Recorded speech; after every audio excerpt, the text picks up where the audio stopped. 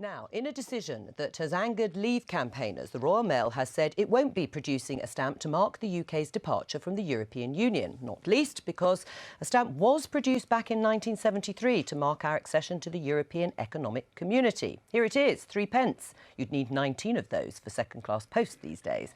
Well, should Brexit be marked by a stamp? Let's go to Ellie, who's on College Green. Ellie. Thanks, Joe. Well, I bet you've written all your Christmas cards, but imagine you could have been reflecting on a busy year, writing those Christmas cards and then sending them all off with a lovely Brexit stamp. Food for thought. Well, let's discuss it with two budding philanthropists I've got here. Peter Whittle from UKIP and Eloise Todd from Best for Britain. Peter, let's start with you. Yeah.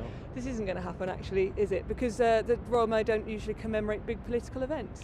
Well, this is a massive historical event, and the truth is, in 1973, they made quite a big deal about commemorating us going into the EU, and that was without even a vote.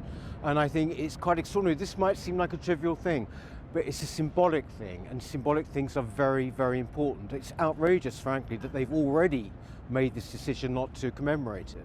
Eloise, it did happen once before in 1973, so this is a big momentous event, whether you like it or not. Actually, the reason we shouldn't waste taxpayers' money on these stamps is because the process isn't over yet. There's other steps in this democratic process, and we won't be Brexiting until and unless Parliament behind us votes on it. Otherwise, we're leaving that decision to parliaments across Europe, and I, for one, don't want to see that. And frankly, we should be issuing stamps that celebrate things that bring us together, like the royal wedding. No, this is absolutely ridiculous. The fact is, the establishment wanted us to go in 73, so they commemorated it. The establishment doesn't like the fact we're coming out now, so that's why there's going to be no stamp, and I think it's unforgivable. But Eloise does make the useful point that it hasn't actually happened yet, and there are bigger things to worry about with Brexit, aren't there? She mentions taxpayers' money. I mean, we're still going to be spending billions and billions of taxpayers' money on the EU while we're sort of waiting for this deal. I mean, this is no argument, really. This is a sort of simple thing. It's an historic thing. We're going forward into a new era. There should be some commemoration of it. Eloise? If I may, this is about what people want. People want and they want the Parliament to take control, and we need our Parliament to take control of this Brexit process. You're what in we denial. have right now, not in denial at you all. Are. We haven't even seen what kind of Brexit this government wants. They haven't even decided between them what they want. They're meeting next week. We want all options to be on the table. If we can bring it back to the more narrow issue of we can stamps. do what's best for Britain. That's what we're campaigning for. Not terribly surprising. Voted. You're obviously disagreeing on the stamps and of course on Brexit, but we like to imagine the unimaginable here at the Daily Politics. So we have actually mocked up a few options for what this stamp could look like if indeed it did happen. Peter, take this one. What do you think of this? This is very similar to the original. It would be better that way. If you're going to have one, at least the Union Jack is going to be at the top. You'd have the Queen upside down, though. What about all these stars? I don't want to see the EU in the stamps that are going to commemorate. I mean, even if we're going to have them, we shouldn't have the stars of the EU. This is a new era. It's a new, exciting era. So we shouldn't really have these signs. What do you think?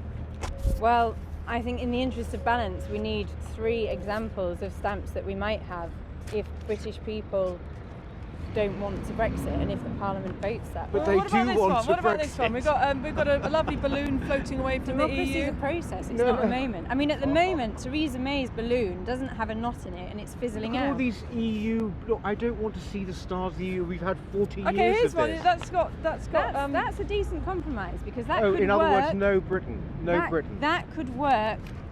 That's Britain ripped out of the yes, ripped out, totally negative. So in other words, this is like nothing and this is still alive. No, I mean the fact is, I think you've got to accept democracy, Eloise. I accept and we democracy. Voted absolutely we to want come parliamentary sovereignty and parliamentary democracy, and if we don't have that vote on the final deal, that means we're leaving it to a bunch of other countries to decide what we want about Brexit. We voted to come out, but and we're going to say what our stamps look like, crucially, and of course it's not actually a democratic process. But what would you like to see instead then, very briefly?